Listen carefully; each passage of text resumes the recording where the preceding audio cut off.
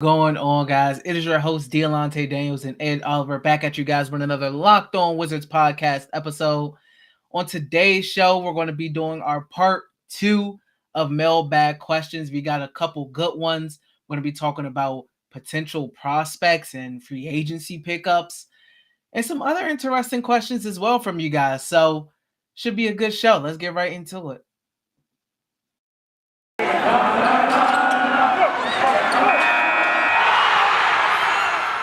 You are Locked On Wizards, your daily Washington Wizards podcast, part of the Locked On Podcast Network. Your team every day.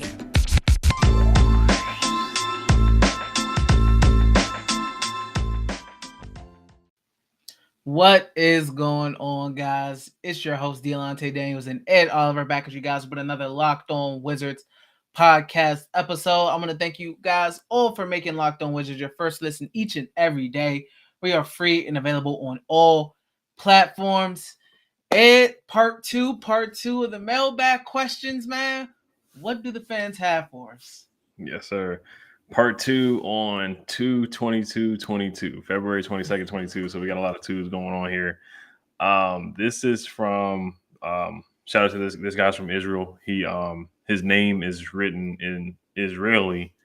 So I don't have the translate on right now, but shout out to him. He says, what do you think Danny's ceiling is? And if you think his main problem is a mental problem, because in the past he was with confidence, was very special, does not mention himself at all since he entered the league. I think Deni I think he could be a really good rotational piece for sure. I don't see superstar or like star or all-star, and that's okay. I see a very respectable, very useful player on a good team. Like a playoff team could use Deni Avdija, and he can be an impact player for a playoff team as a role player. I think the mental aspect is big. I definitely think it's big. It was tough when he was getting 11 minutes and one game he got a DMP. All that stuff is tough, especially for a young guy. And I said it back when he was a rookie with Scott Brooks, and his playing time was inconsistent. He went from a starter to being on the bench. But now we're seeing him getting consistent 30-minute outings, and his play is looking improved. You know, he's looking more impactful on the court. And you see confidence can do so much for a young player. Earlier in the season, when we were talking about all NBA defense, he was over there throwing the clamps up. You know, he's not a very, hype guy. He's not a very outgoing guy like a Pat Bev or anything like that. So, I mean, but you seen the confidence was really high. He felt like, and I'm sure he still does, he felt like he could guard anybody out there.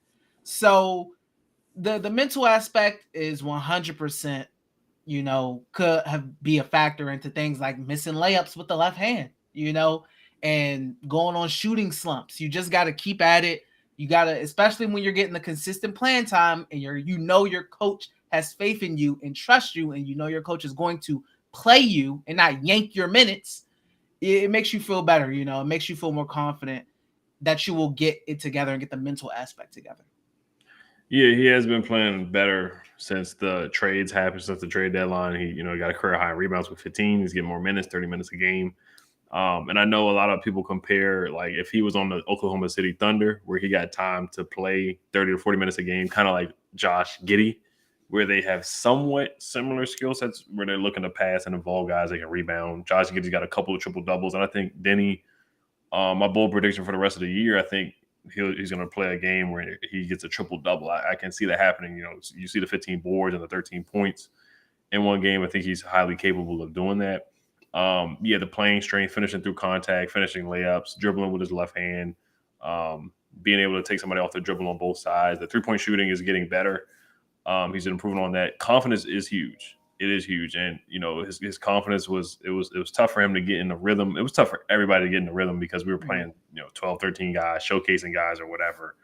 But yeah, the playmaking skills. And then, when we talked about our lineup yesterday, I don't think either of us said playing him at the one or the point guard position. I don't think he really, because, you saw him play against Javon Carter for the Nets, and he got ripped. He plucked him in the middle of the court. So that's why, West is probably a little skeptical of playing him at the point guard position.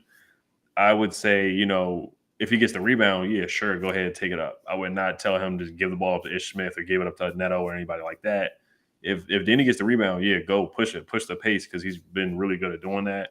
But as far as like, him bringing up the ball and calling a play, sure, let's experiment. But I don't know if that would be a full time, long term thing. Now he probably could develop into that, but like I said, he has to work on that left hand. And when he's going up against smaller, scrappy guards, because he's 6'9", so that handle going up so high like that, little guys like Javon Carter or like a Ish Smith, they are going to get up on him, and they'll possibly pluck the ball out of his hands. But as far as development, his ceiling, yeah, the comparisons are Tony Kukoc, Andre Kirilenko. That's what I've seen. Hito Turkoglu, he's not shooting a three like Hito, because Hito could knock it down. So he has to improve on the 3-point line to be compared to him.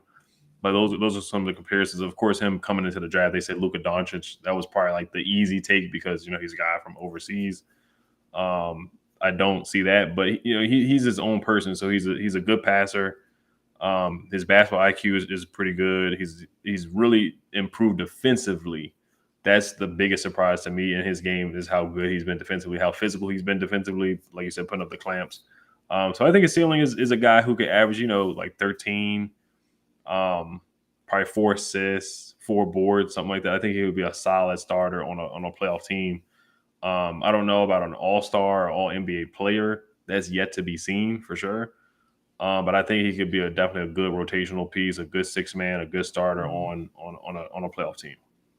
Yeah, I think that's a good ceiling right there too, a good realistic ceiling. I see someone who can become a really good role player. I can see him potentially averaging something like 12, maybe 2 assists, and I think something like maybe 5 rebounds, because he gets on the boards. That's one thing he does do well, is get on the boards. And I think he can average maybe like 1.5 steals per game, because he can definitely defensively, he'll get them steals when he's really locked in for sure. As far as the point guard, Deni point guard, I like him in that just more secondary ball handling. He's not an elite ball handler or anything of that nature. He's not the smoothest with handling the ball, but he can do it. That's something he can do. I really want him to focus on maximizing getting to the rim, similar to Kyle Kuzma, what he started doing. Kyle Kuzma's 6'10", getting downhill, getting to the basket, getting to the free throw line, then taking advantage of those smaller guys. I feel like Deni can do that, especially if he works on that left hand. He can get downhill, and if he can knock down the three at a respectable rate, it'll be really good for him, and he'll have a long-lasting career in the NBA 100%. Definitely. And back on the confidence thing, I don't know. The finishing, I don't know if it's a mental thing, if he's thinking about too much about getting contact, when I think, he has the body, the height, and the size to finish through contact and get a couple and ones and dunking the ball. We've seen him windmill dunk in warm-ups. The athleticism's there. It's there, but it hasn't really shown up in games. So some of the bunny layups that he's missing, I do want to see the last 24, 23 games that are left. I do want to see him finish stronger. I do want to see him finish with a dunk. I do want to see him finishing through contact, because he is 6'9", so he's just got to finish stronger. Yeah, 100%. I think if he can work on that finishing, he'll be all right. He'll definitely be all right. That would be my main thing for him, is just work on that finishing, man. And for the free throws, because if you're going to be attacking, get to the basket, got to be able to knock them free throws down. But before we get to our next question, guys, we do have a message from our friends over at Bet Online. The All-Star game, I said on Bet Online, the odds were, I believe, 325.5 for the over-under. It hit the under in that game. And I believe Team Durant covered the +6, I believe it was. So I hope you guys took the under in Team Durant. Football might be over for this season, but basketball is in full steam for both pro and college hoops. From all the latest odds, totals, player performance props to where the next fire coach is going to land, BetOnline.net is the #1 spot for all your sports betting needs. BetOnline remains the best spot for all of your sports scores, podcasts, and news this season. It is not just basketball. BetOnline.net is your source for hockey, boxing, and UFC odds, right to the Olympic coverage and information. Head to the website today or use your mobile device to learn more about the trends in action. Bet online, where the game starts.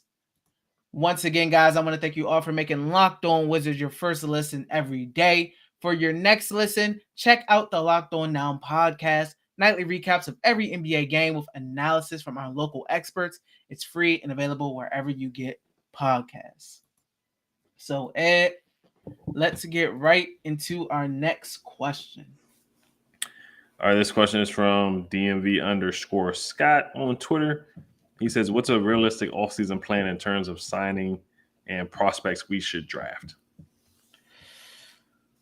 As far as realistic signings, you look at the free agent market for point guards. You got John Wall, player option. He's not opting out of that. And I don't think he's coming back, guys. Russell Westbrook, right. Player option. He's not opting out of that, and I don't know how the Lakers can move off of him.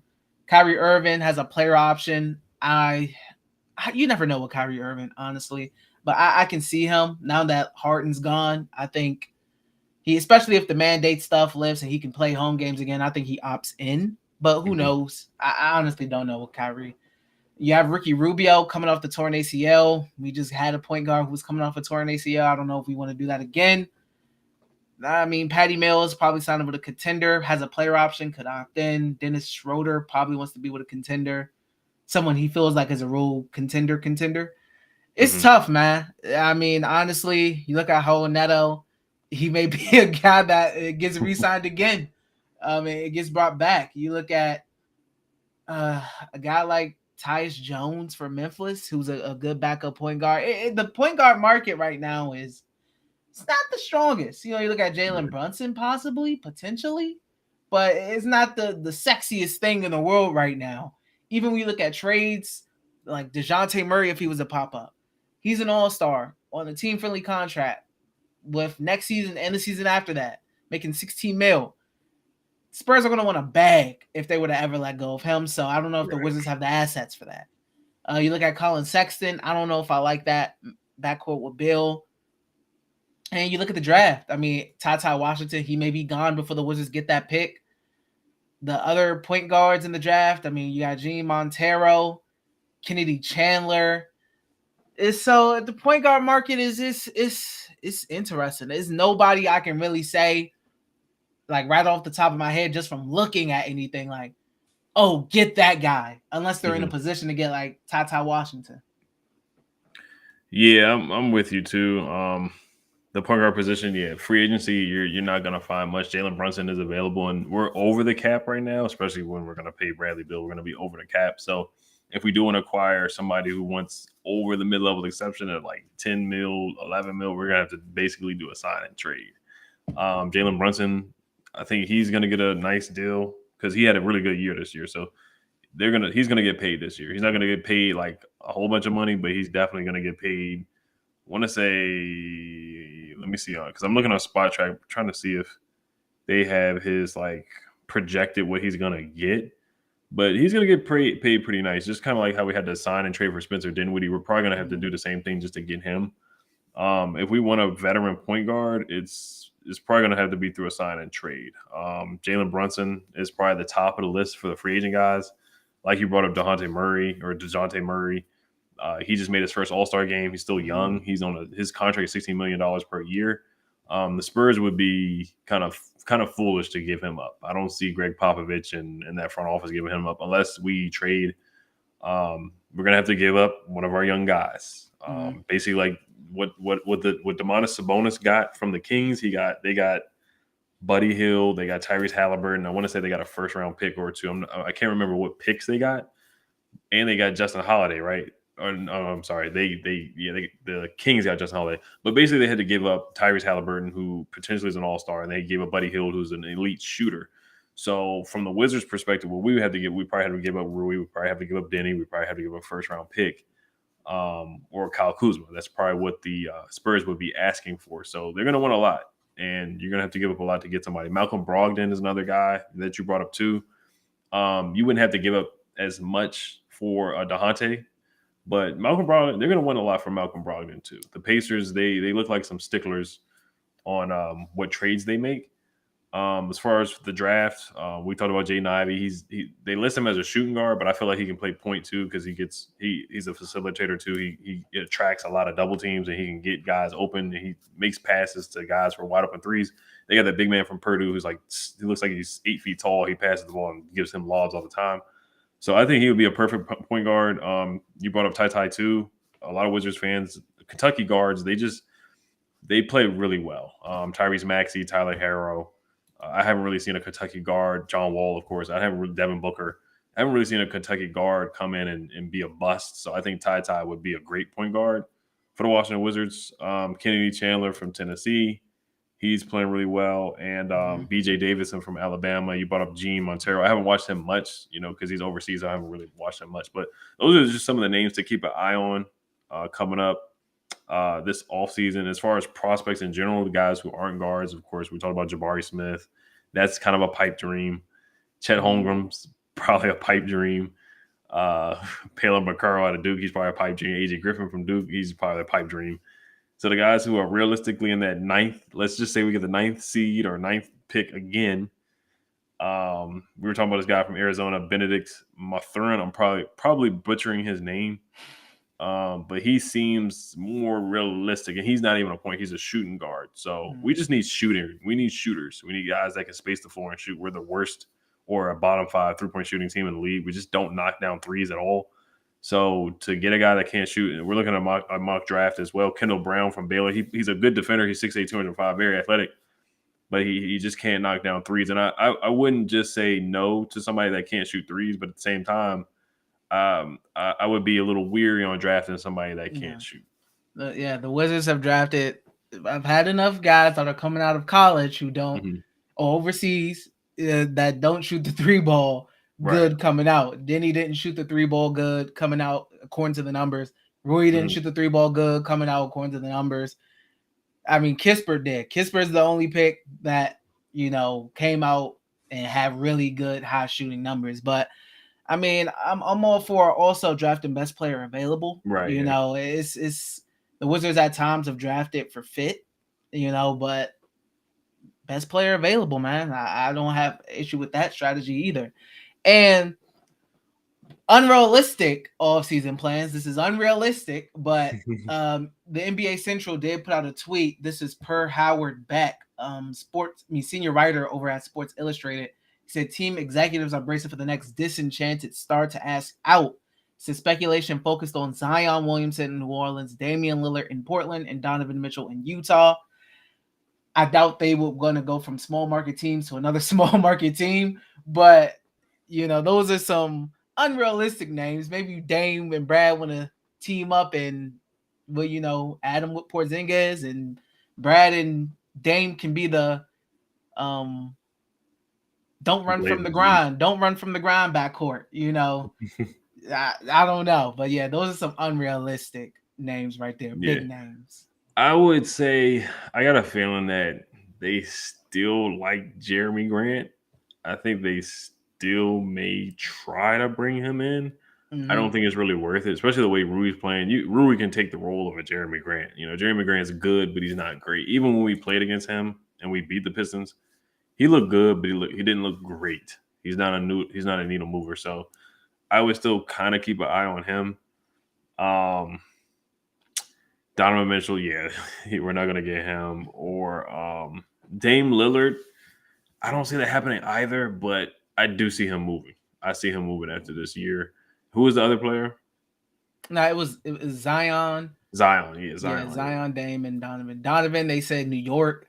Zion, they said New York. I mean, I would have all 3 Duke guys there. RJ, Cam, even though he's not playing. So I don't know how long Cam's going to be there. And Zion. So they will have all 3 Duke boys over there. And Donovan. I can see a guy like Donovan and Zion 100% wanting to go to a bigger market, market teams. Dame, I'm not too sure. I feel like Dame, oh no. I don't really see him leaving Portland. He seems like a guy who just, similar to Brad, who just wants to be the guy on that team. So I respect it.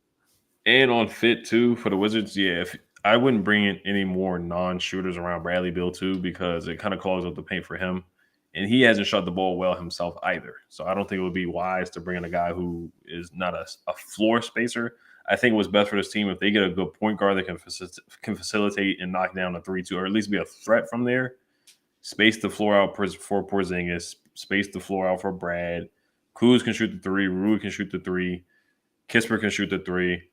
Bring in more 3-and-D guys. Bring in more guys who can just scrap, not trying to dribble or do too much. Let Brad and the point guard do the ball handling. Let Porzingis just get the ball in the post. And I think that would fit the best around Bradley Beal. You got Gaff as a rim protector already.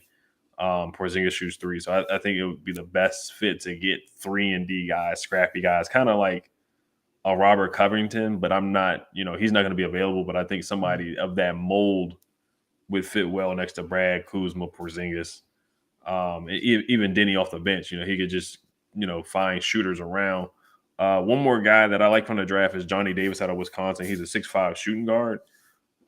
He's just a scorer, man. And sometimes we need more scoring off the bench. We need more guys that can create a shot for themselves and that just can get a bucket sometimes. I do like the young guys, but sometimes, I think the reason why we lost that Kings game because we just didn't have a guy that we could just give the ball to and go get a bucket. So like a 6-man that can just come in, like Cam Thomas from the Nets. Everybody loves him right now. He's just a bucket getter. Everybody knew that coming out of college at LSU. That's what he did. He's just a shooter. He's a scorer. And I think those guys are coming in and starting to translate to the NBA guys who can just score and just fill it up and come off the bench. And the Wizards could definitely use some scoring firepower from a guard standpoint, from a shooting guard, like a backup to Bradley Beal, that can come in and just knock down shots and score. Yeah, I think a bucket getter, you couldn't go wrong with that, especially off the bench. A young guy off the bench who could just get buckets. I wouldn't mind seeing that in the Wizards uniform. Right. Just a bucket getter. So we got one more question, and then we'll probably wrap it up. This one's about Bradley Beal. This is an interesting question. But before we do get into the last question, this episode is brought to you by Built Bar. Have you tried the Puffs? If you haven't, you're missing out on one of Built Bar's best tasting bars. Puffs are the first ever protein-infused marshmallow. They're fluffy, they're marshmallowy. They're not just a protein bar, they're a treat. And they're covered in 100% real chocolate. All Built Bars are covered in 100% real chocolate. Yes, Puffs included. 100% real chocolate. Low calorie, high protein. Replace your candy bars with these. They are better. A typical candy bar can be anywhere from 200 to 300 calories. Go to Built.com and scroll down to the macros chart. You'll be blown away. High protein, low cal, high fiber, and low carbs. Most Built Bars contain 130 calories, 4 grams of sugar, 4 net carbs, and 17 grams of protein. Compare that to a candy bar, which usually has around 240 calories, 30 grams of sugar, and dozens of net carbs. Mint brownie, coconut almond, and new for this month, white chocolate cookies and cream. They are all delicious, and new flavors are coming out all the time. If they think a flavor might be good, they'll make it. It will be delicious, and it will be good for you. At Built Bar, they are all about the taste. They make it delicious first, then figure out how to make it healthy, and don't know how, but they'll pull it off every time. Go to Built.com, use promo code LOCK15. That's locked15 and get 15% off your order. Use promo code LOCK15 for 15% off at Built.com. All right, so this question is, I want to say this one is on Twitter. This one is from Mark Talbot LaRocca at MTLSVQ on Twitter. He says, what are the chances that Bradley Beal signs a less than full max contract, say 5 years for $220 million? 0% chance. Brad's going to get all his money. That's the smart thing to do. That's the thing anybody would do, really. It's hard to get guys to take pay cuts in the current league. It's all about maximizing profit, maximizing, getting the most money possible. Even if he was like a real team first guy, it just wouldn't be logical to pass up on that kind of money. You take the most money you can get, like, period. Yeah, definitely. If he was going to sign that 4-year, $181 million option or opt in, he would have been did that. So the fact that he's waiting it out this long, we already know he's going to take that deal, that 5-year, $242 million deal. So yeah, his generations of his family are going to be set for years. He already got paid a good deal too. So Brad is going to be doing very well. I've seen some of the vlogs, seen his house and all that good stuff, and they're doing very, very, very well. So, but yeah, he's not gonna take anything less than $200 million. Did we answer B4L Sports question? I think he asked if you could pick any realistic point guard for the Wizards next year, who would be your number one choice? I think that kind of tied into Scotty's question. So yeah, once again, I mean, it would be Brogdon, DeJounte Murray. That's wishful thinking, but realistic, like we said, it would probably have to be through the draft. Probably had to be like Ty Washington. Somebody like that would be more realistic. But before we wrap up, any thoughts on the All-Star weekend as a whole? I didn't watch much of the All-Star game. I watched the first half, and then of course they did the ceremony with the top 75. I did watch that, and then after that, we got like 11 o'clock. I saw Macy Gray did the national anthem. But did you have any thoughts about the game or any of the 75 player ceremony as well?